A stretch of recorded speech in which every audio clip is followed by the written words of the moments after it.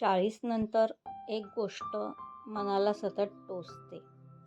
दुसऱ्यांसाठी जगताना मी स्वतःसाठी जगलेच नाही.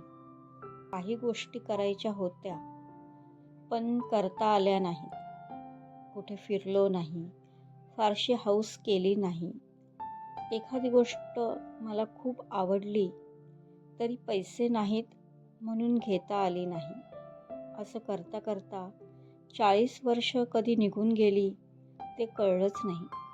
आणि मग मनात एक विचार आला, आता पुढचं आयुष्यही असंच घालवायचं का? तर नाही.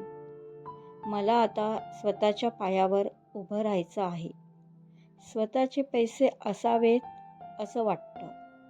कारण माझ्या छोट्या छोट्या गरजांसाठीही कोणाकडे हात पसरावा लागू नये.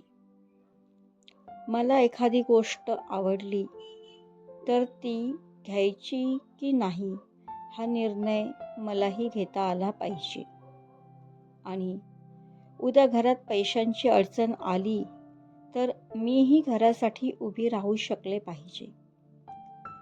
पण फक्त पैसे कमावणं पुरेसं नाही. मनाने आणि शरीरानेही स्वतःला निरोगी ठेवायचं आहे.